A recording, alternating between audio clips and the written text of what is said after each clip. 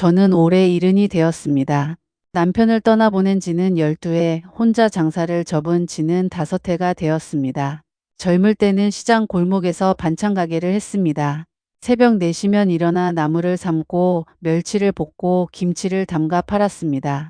장마 때는 비를 맞으며 반찬통을 들고 뛰었고 한겨울에는 손가락이 굳어도 물을 다듬었습니다. 손가락 마디는 굵어졌고 허리는 휘었지만 그래도 그 가게 덕분에 아들 하나 대학 보내고 작은 빌라 한 채 마련하고 남편 병원비도 버텼습니다.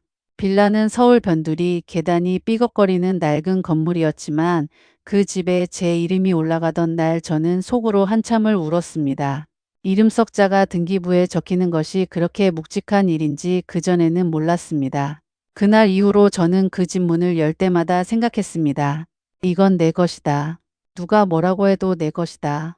그 생각이 저를 버티게 했습니다. 제 아들 준호는 어릴 때부터 공부를 잘했습니다. 저는 그 아이 하나만 보고 살았습니다. 남편이 쓰러졌을 때도 가게 문 닫고 병원 복도에서 밤을 새우면서도 준호만큼은 고생시키지 않겠다고 이를 악물었습니다. 새벽에 나무를 삶으면서 아이 교과서 읽는 소리를 들었고 장사가 잘 안 되는 날이면 아이 학원비 걱정을 먼저 했습니다. 남편이 입원한 뒤로는 직접 배달도 했습니다. 시장 카트에 반찬통을 싣고 아파트 계단을 오르락 내리락 하면서 무릎이 욱신거려도 준호 생각하면 발이 떨어졌습니다. 준호가 대학에 붙은 날 저는 가게 문을 닫고 혼자 울었습니다. 기쁜 울음인지 서러운 울음인지 그때는 몰랐습니다. 그 아이가 취직하고 결혼하던 날 저는 이제 내 삶도 조금은 편해지겠구나 했습니다. 자식이 커서 제 가정을 꾸리면 부모는 뒷방으로 물러나야 한다는 걸 머리로는 알면서도 마음으로는 늦게 배웠습니다. 며느리 은정이는 처음엔 참 살가웠습니다. 첫 인사 자리에서 제 손을 두 손으로 잡더니 어머니처럼 되고 싶다고 했습니다. 어머니 반찬 가게 하셨다면서요? 손맛 배우고 싶어요. 명절마다 먼저 전화에 필요한 것 없냐고 물었고 제가 무릎이 안 좋다고 하자 파스를 사들고 왔습니다. 손주 민성이가 태어났을 때는 제 통장에서 돈을 꺼내 산후조리원 비용도 보탰습니다. 그때 은정이는 제 손을 잡고 울었습니다. 어머니 저 정말 잘할게요. 저는 그 말을 오래 믿었습니다. 사람 마음이 그렇게 쉬운 게 아니라는 걸 머리로는 알면서도 마음으로는 늦게 배웠습니다. 보여주는 것이 전부가 아닐 수 있다는 것도요. 반찬 가게를 운영하면서 별의별 사람을 다 봤는데 정작 가장 가까운 사람한테는 눈이 멀었습니다. 가족이라는 이름이 그 눈을 가렸던 것이겠지요. 칠순잔치도 은정이가 먼저 하자고 했습니다. 저는 싫다고 했습니다. 무슨 잔치냐, 밥 한 끼 먹으면 됐지. 그런데 은정이는 고집을 부렸습니다. 어머니 평생 고생하셨는데 칠수는 해야죠. 친척들도 부르고 사진도 찍고 영상도 남겨요. 준호도 옆에서 말했습니다. 엄마 이번엔 은정이 말 들어. 우리도 체면이 있잖아. 체면. 그 말이 조금 걸렸지만 자식들이 해준다니 고맙기도 했습니다. 잔치 장소는 동네 한정식집 2층이었습니다. 은정이는 꽃장식도 예약했고 제 한복까지 빌려왔습니다. 사진 예쁘게 나와야 해요. 어머니도 이제 주인공 한번 되셔야죠. 저는 그 말에 조금 설렜습니다. 평생 누구의 엄마, 누구의 아내, 반찬 가게 아줌마로만 살다가 처음으로 내 이름이 적힌 현수막 앞에 앉았습니다. 어머니 칠순을 축하드립니다. 그 글자를 보는 순간 괜히 눈물이 핑 돌았습니다. 살면서 이런 날이 오는구나 싶었습니다. 오래 못 본 시누이도 왔고 남편 친구였던 분도 지팡이를 짚고 오셨습니다. 준호는 양복을 입고 바쁘게 손님을 맞았고 은정이는 화려한 원피스를 입고 누구보다 환하게 웃었습니다. 그 미소가 얼마나 완벽했는지 아무것도 모르는 사람이 보면 진심으로 좋아서 웃는 며느리처럼 보였습니다. 잔치가 시작되고 얼마 지나지 않아 제 앞에 붉은 봉투 하나가 놓였습니다. 봉투에는 아무 이름도 없었습니다. 처음에는 축의금 봉투인 줄 알았습니다. 저는 무심코 봉투를 밀어두었는데 옆자리에 앉은 시누이가 말했습니다. 언니 저건 누가 준 거야? 축의금은 은정이가 따로 받던데. 저는 봉투를 집어 들었습니다. 이상하게 손끝이 차가워졌습니다. 봉투 안에는 돈이 아니라 서류 3장이 들어 있었습니다. 첫 장에는 친자 확인 검사 결과라는 말이 적혀 있었습니다. 둘째 장에는 상속 포기각서라는 제목이 있었고 셋째 장에는 오래된 흑백 사진 한 장이 끼워져 있었습니다. 사진 속에는 젊은 시절의 저와 남편 그리고 제가 품에 안은 갓난아기가 있었습니다. 저는 숨이 멎는 줄 알았습니다. 그 아기는 제가 평생 입 밖으로 꺼내지 못한 아이였습니다. 눈앞이 흐려지고 손에 힘이 풀렸습니다. 잔치장 소리가 멀어지고 현수막 글자가 번졌습니다. 그때 식당 입구 쪽에서 한 여자가 조용히 서 있었습니다. 회색 코트에 단정한 머리, 나이는 40 중반쯤 되어 보였습니다. 그녀는 제 얼굴을 보며 한참 움직이지 못했습니다. 입술이 떨렸고 눈에 눈물이 고여 있었습니다. 그리고 아주 천천히 말했습니다. 어머니. 그 한마디에 제 속에 묻혀있던 세월이 무너졌습니다. 저는 그냥 알았습니다. 몸이 먼저 알았습니다.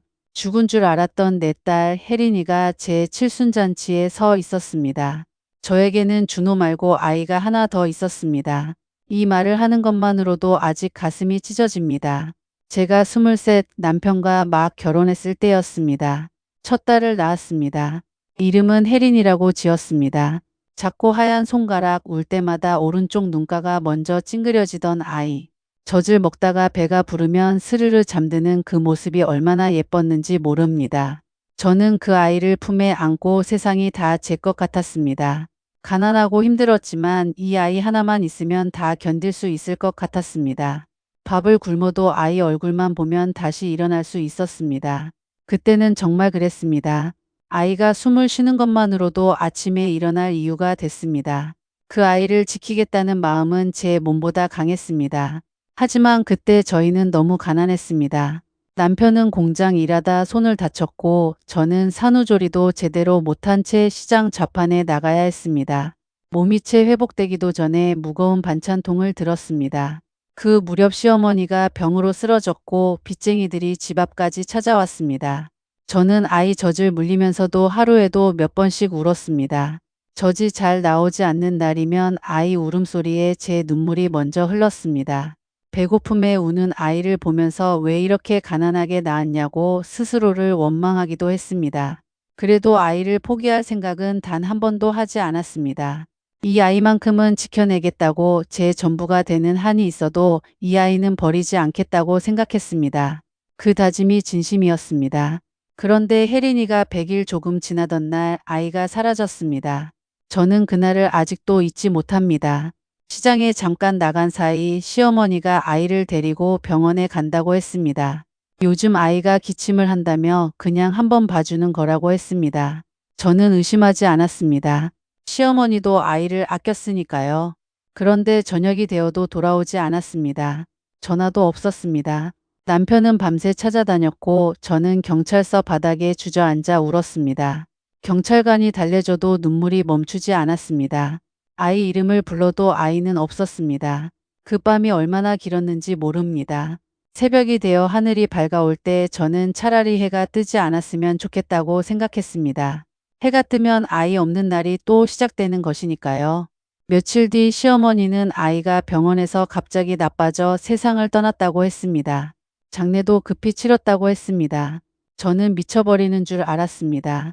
왜 나에게 아이 얼굴도 못 보게 했냐고 소리쳤지만 시어머니는 제 앞에 무릎을 꿇고 울었습니다. 내 몸도 성치 않은데 어떻게 보여주냐. 차라리 모르는 게 낫다. 그때는 시어머니가 나를 걱정해서 그랬다고 생각했습니다. 그 생각이 얼마나 틀렸는지는 나중에야 알았습니다. 저는 아이의 작은 무덤을 만들 수도 없었습니다. 볼 수도 안을 수도 마지막 인사도 할 수 없었습니다. 아이는 그냥 어느 날 사라진 것이었습니다. 그 허전함이 평생 제 속에서 채워지지 않았습니다.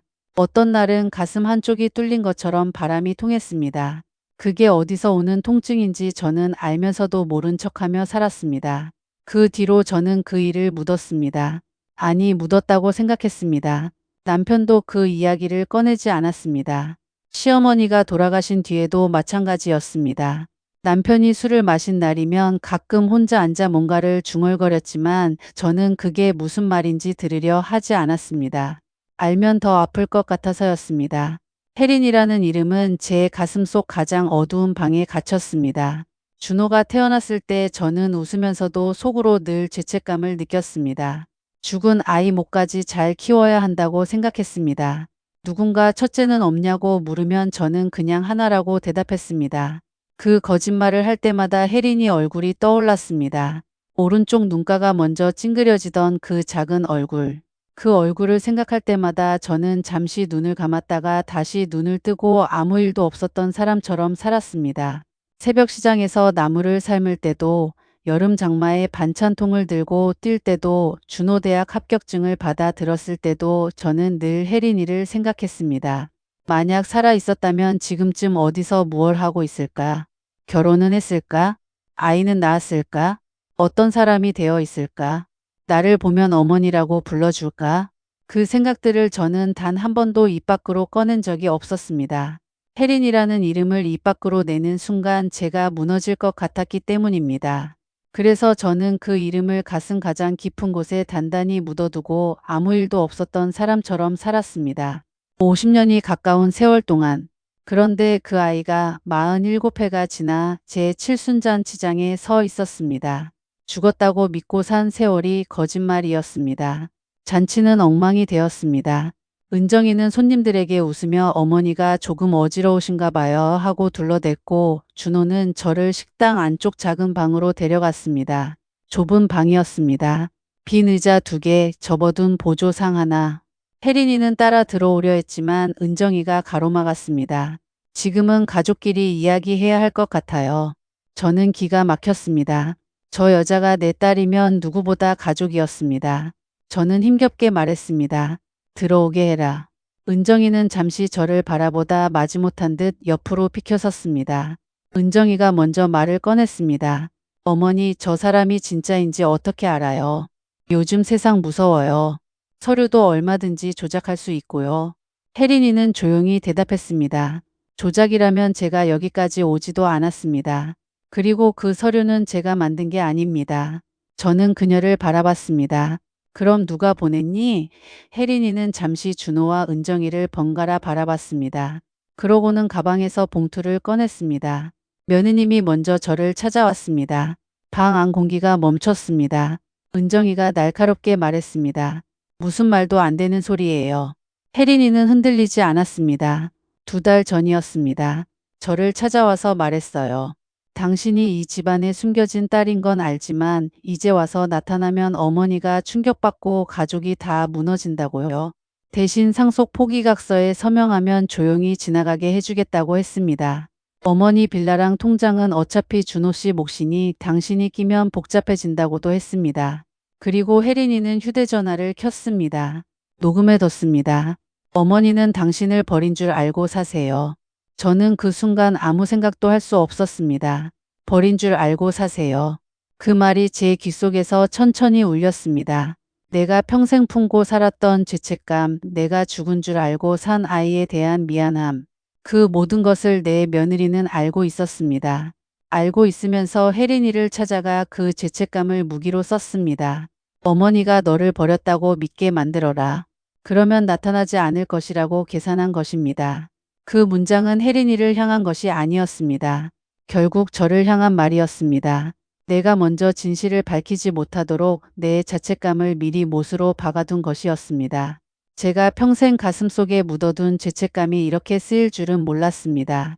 가장 약한 곳을 가장 잘 알고 있는 사람이 칼을 드는 것이 이렇게 아픈 것인 줄 몰랐습니다. 녹음은 계속됐습니다. 굳이 들으셔서 뭐가 좋아요? 그냥 각서만 쓰세요. 우리도 살해는 할게요. 이어서 은정이 목소리. 어머니 빌라랑 통장은 어차피 준호 씨 몫이에요. 당신이 끼면 복잡해져요. 저는 손을 무릎 위에 얹었습니다. 손이 떨리는 것을 감추고 싶었습니다. 감추면서 생각했습니다. 이 사람이 손주 민성이를 낳아준 사람이구나. 이 사람이 명절마다 제 옆에서 웃던 사람이구나. 이 사람이 정말 잘할게요 라고 제 손을 잡고 울던 사람이구나. 그 눈물이 진심인 줄 알았습니다. 그 손이 따뜻했던 것까지 기억합니다. 그런데 그 사람이 제 잃어버린 딸을 찾아가 어머니가 너를 버렸다고 말한 것입니다. 마음이 어디서부터 무너지는지 모를 만큼 아팠습니다. 아픔이 장기를 통해서가 아니라 기억을 통해서 오는 느낌이었습니다. 준호는 얼굴이 하얘졌습니다. 은정아, 이게 무슨 소리야?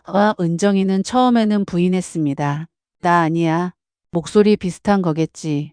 저는 더 이상 은정이를 보지 않았습니다. 그저 무릎 위에 두 손을 가만히 얹고 아주 오래 눈을 감고 있었습니다. 심장이 아니라 평생 믿어온 모든 것이 아팠습니다. 혜린이가 조용히 저를 바라봤습니다. 저는 돈 때문에 온 게 아니에요. 사실 처음엔 안 오려고 했습니다.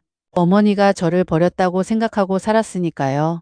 그런데 며느님이 찾아와서 그 말을 하는 순간 이상했습니다. 어머니가 저를 정말 버렸다면 왜 이렇게 겁을 낼까? 왜 제가 나타나는 걸 막으려고 할까? 무언가 숨기고 싶은 게 있다면 그건 어머니가 저를 기억하고 있다는 뜻 아닐까? 그래서 찾기 시작했습니다. 저는 천천히 눈을 떴습니다. 그리고 혜린이 손을 잡았습니다. 나는 널 버린 적 없다. 혜린이는 그 말을 듣자마자 아이처럼 울었습니다. 47이 된 여자가 제 앞에서 어린아이처럼 울었습니다. 혜린이는 양부모에게 들은 이야기를 꺼냈습니다. 그녀는 죽은 것이 아니었습니다. 시어머니가 빚을 갚기 위해 친척을 통해 아이를 다른 집에 보냈고 그 과정에서 돈이 오갔다는 것이었습니다. 버린 것이 아니라 판 것이었습니다. 저는 그 말을 들었을 때 맨 처음 아무 감정이 없었습니다.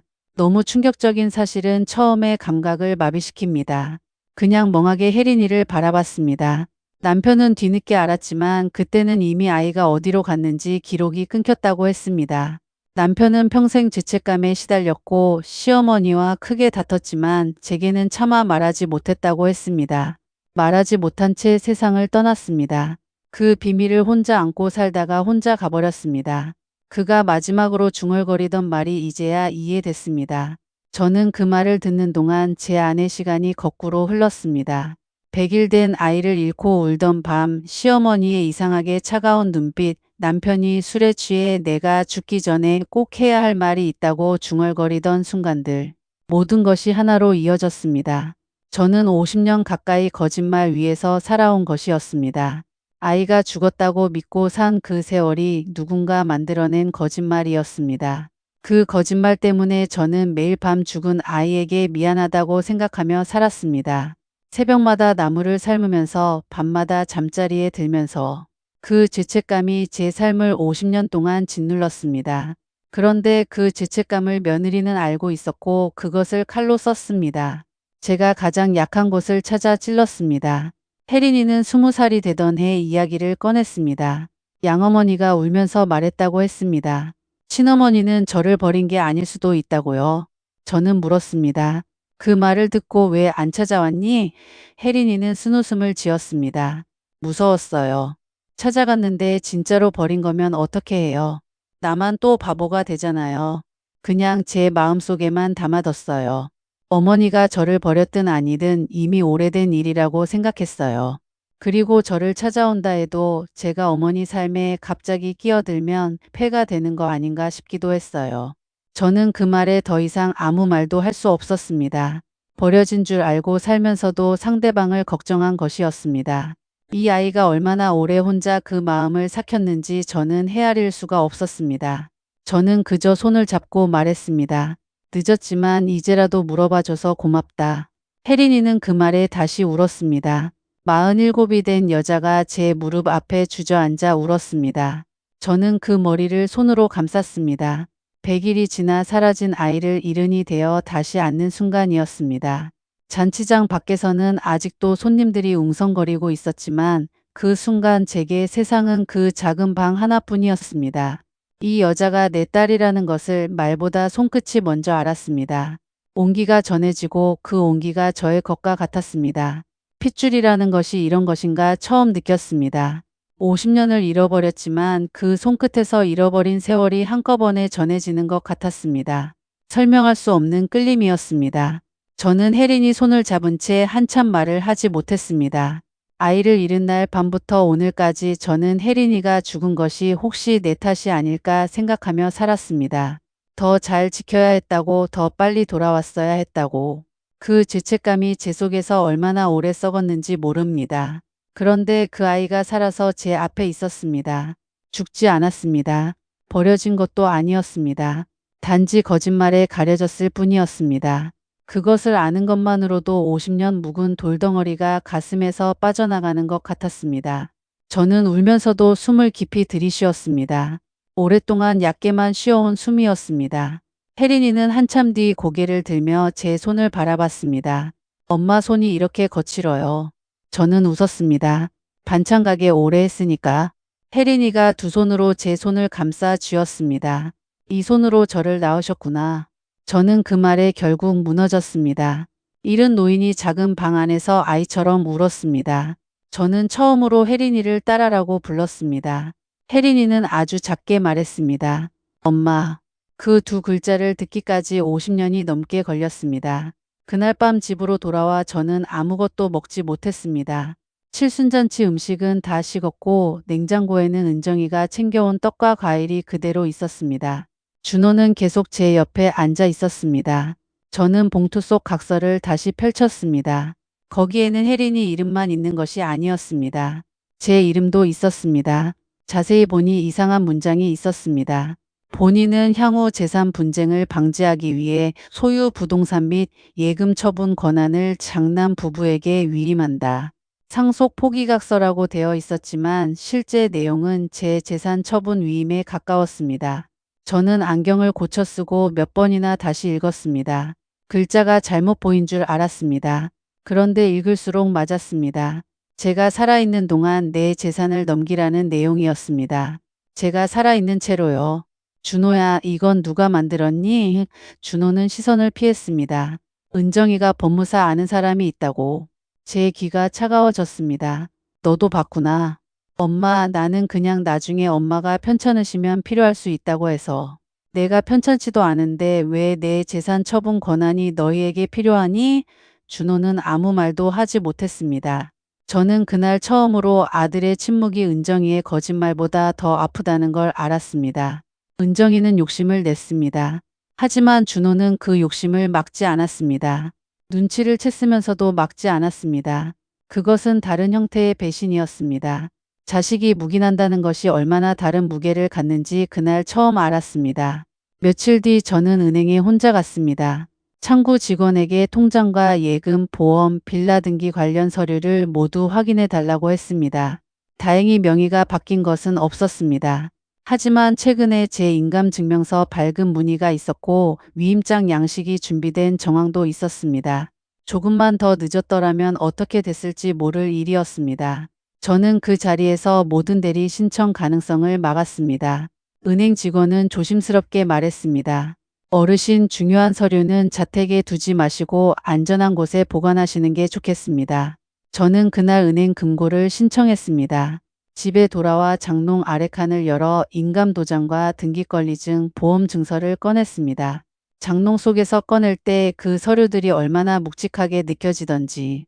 새벽 시장에서 얼어붙은 손으로 물을 다듬고 여름 장마에 반찬통을 들고 뛰어다니며 벌어 모은 제 삶이었습니다. 누군가는 그것을 늙은 엄마가 죽으면 자연히 넘어올 것이라고 생각했겠지만 제게는 아직 살아있는 날들을 버티게 하는 안전줄이었습니다. 그 무렵 신우이에게 전화가 왔습니다. 언니, 친척 단체방 봤어? 저는 그런 단체방을 잘 보지 않았습니다. 글씨도 작고 알림도 꺼두었습니다. 신우이가 보내준 화면을 보고 손끝이 차가워졌습니다. 은정이가 긴 글을 올려놓았습니다. 어머니께서 칠순 이후 갑자기 정서적으로 많이 흔들리고 계십니다. 오래전 잃어버렸다는 딸이 나타난 뒤로 가족을 의심하시고 재산 문제를 과하게 걱정하십니다. 저희는 어머니 건강을 위해 조심스럽게 도와드리고 있습니다. 얼핏 보면 걱정하는 며느리의 글처럼 보였습니다. 하지만 그 안에는 교묘한 칼이 숨어 있었습니다. 제가 판단이 흐려졌다는 말, 혜린이가 나타난 뒤 제가 가족을 의심한다는 말, 그 글 하나로 친척들이 제 편이 되지 않도록 미리 막아두려는 것이었습니다. 댓글들이 이어졌습니다. 은정아 고생 많다. 어르신들 갑자기 그러실 때 있지. 준호가 마음고생 심하겠네. 내가 평생 밥 해 먹이고 명절마다 봉투 챙기고 장례식마다 빠지지 않고 찾아갔던 사람들이 고작 며느리 글 하나에 저를 판단 능력 떨어진 노인으로 보고 있었습니다. 변호사는 말했습니다. 사실만 짧게 쓰세요. 감정은 빼고 어머님의 의사를 명확히 남기세요. 저는 단체방에 이렇게 올렸습니다. 저는 현재 제 의사와 판단으로 생활하고 있습니다. 제 재산과 거주, 의료 결정은 제가 직접 합니다. 최근 가족 내에서 제 동의 없는 서류 작성과 접촉이 있었고 이에 대해 필요한 확인 절차를 진행 중입니다. 오래전 잃어버린 딸을 만난 일은 제게 큰 충격이자 기쁨입니다. 이 일을 두고 제 판단 능력을 함부로 말하지 말아 주십시오. 글을 올리고 나니 손이 떨렸습니다. 그런데 남편의 사촌 동생이 먼저 답했습니다. 형수 말씀 존중합니다. 필요한 일 있으면 증인으로 돕겠습니다. 신우이도 곧바로 답했습니다. 언니는 충분히 또렷하고 침착합니다. 그 두 문장이 올라오자 분위기가 바뀌었습니다. 거짓말은 빠르게 퍼지지만 진실도 누군가 첫마디를 해주면 길을 찾습니다. 혜린이는 며칠 뒤 낡은 사진첩을 가져왔습니다. 양부모가 돌아가시기 전 남겨준 것이라고 했습니다. 그 사진첩에는 제가 모르는 혜린이의 어린 시절이 있었습니다. 돌잔치 사진, 초등학교 입학식 사진, 교복 입은 사진, 중학교 때 상장을 들고 찍은 사진도 있었고 20살 생일 사진도 있었습니다. 저는 사진 한 장 한 장을 넘기며 손이 떨렸습니다. 내 딸의 첫 걸음도, 첫 생일도, 졸업식도 저는 없었습니다. 찍어줬어야 할 사람이 없는 자리에 다른 어른들이 서 있었습니다. 그 사진 속에서 혜린이는 이따금 웃고 있었지만 어딘가 빈 눈빛이었습니다. 그 눈빛이 왜 그랬는지 이제는 압니다. 채워지지 않은 것이 있는 사람의 눈이었습니다. 저도 그런 눈을 가지고 살았습니다.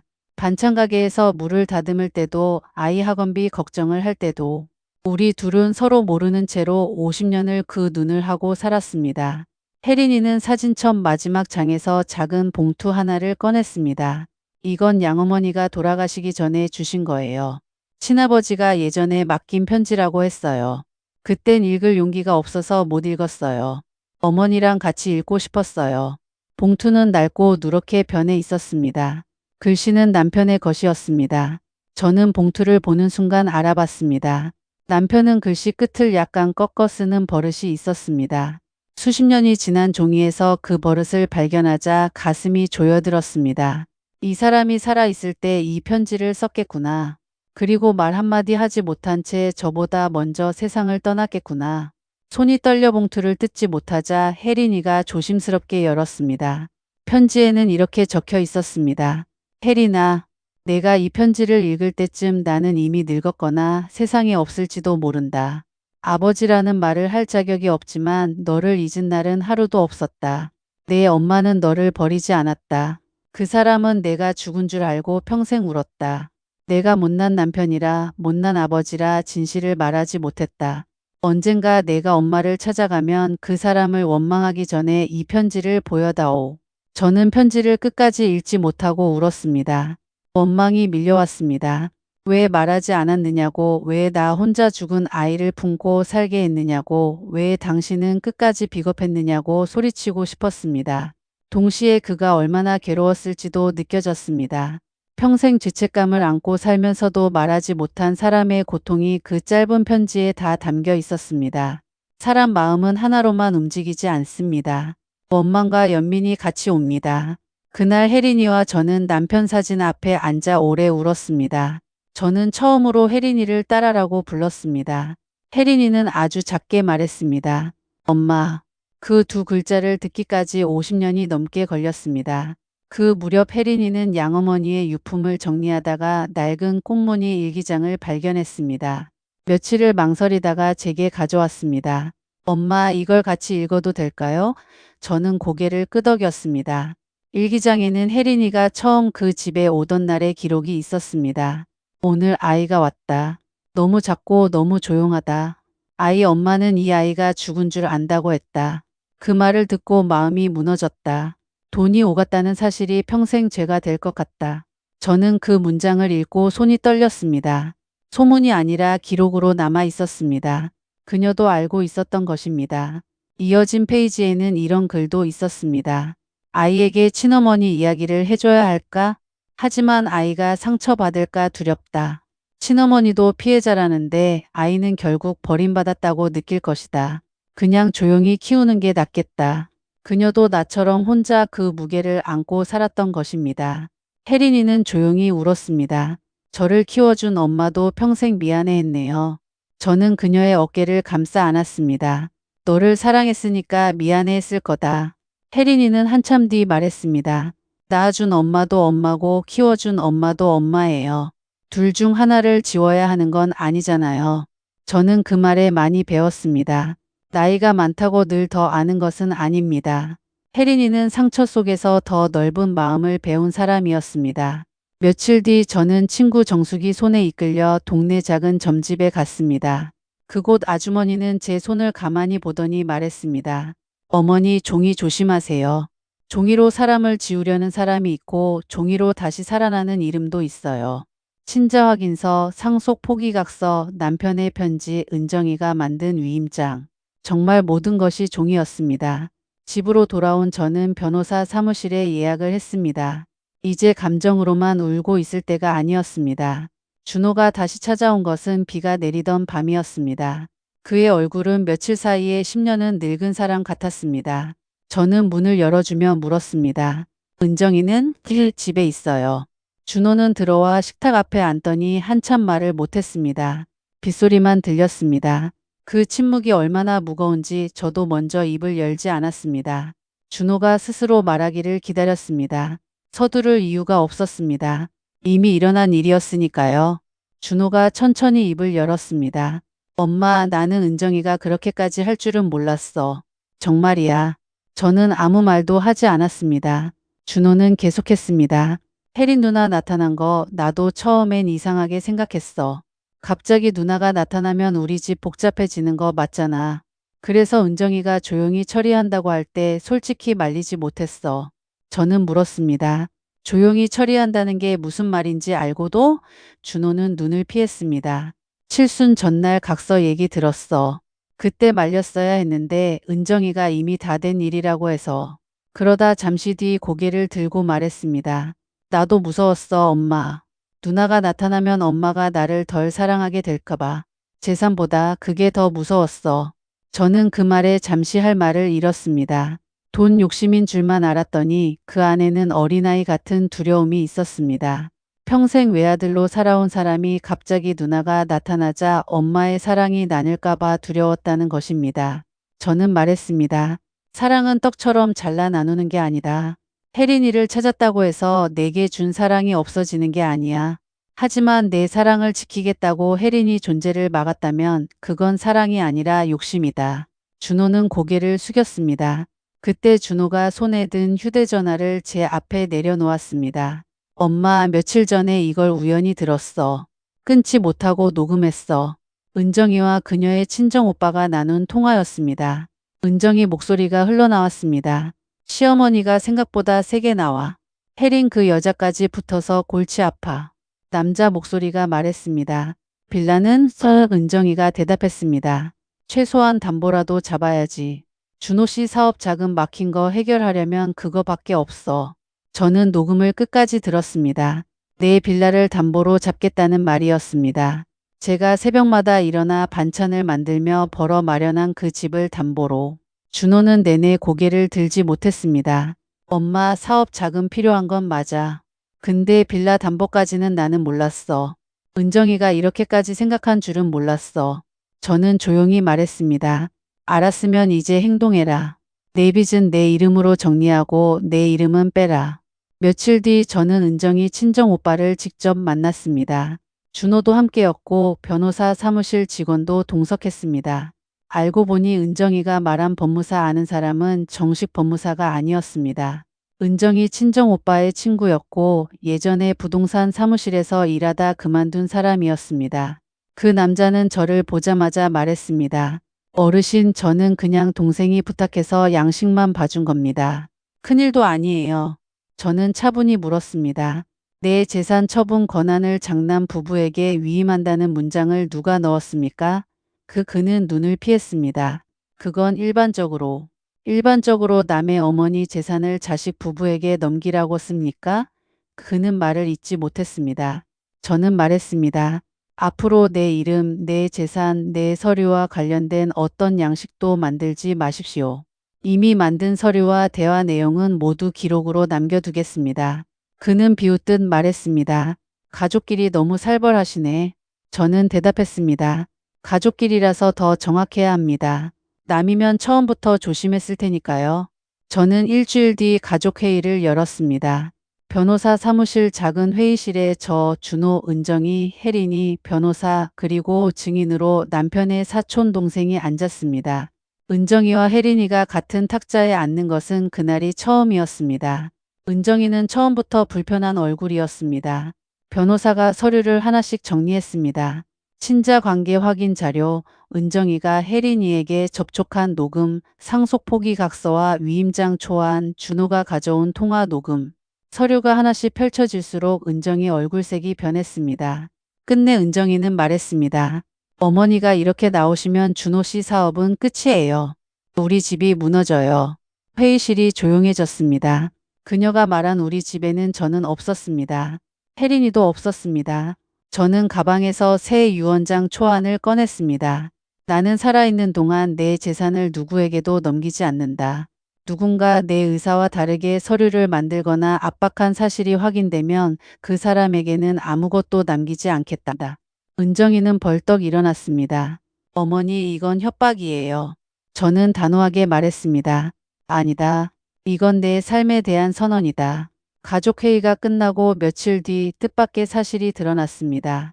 칠순잔치 날 붉은 봉투를 제 앞에 놓은 사람이 손주 민성이었습니다. 중학생인 민성이가 전화를 걸어 목소리를 떨며 말했습니다. 할머니, 나 할 말 있어. 저는 아이를 집으로 불렀습니다. 민성이는 가방에서 작은 종이 봉투를 꺼냈습니다. 그날 빨간 봉투, 내가 할머니 앞에 놨어. 저는 놀라서 아이를 바라봤습니다. 내가 왜? 민성이는 울먹였습니다. 엄마가 며칠 전부터 이상했어. 밤마다 아빠랑 싸우고 상속이니 각서니 그런 말 했어. 나는 무슨 말인지 몰랐는데 엄마 가방에서 봉투를 봤어. 거기에 할머니 사진이랑 아기 사진이 있었어. 엄마가 그걸 숨기려는 것 같아서 할머니가 봐야 할 것 같았어. 저는 말문이 막혔습니다. 그 어린아이가 어른들의 거짓말 사이에서 얼마나 무서웠을까요? 잔치날 아이는 엄마 눈을 피해 봉투를 들고 할머니 앞자리에 가만히 놓고 돌아왔을 것입니다. 민성이는 계속 말했습니다. 엄마가 잘못한 거 알아. 근데 엄마 미워하지는 말아줘.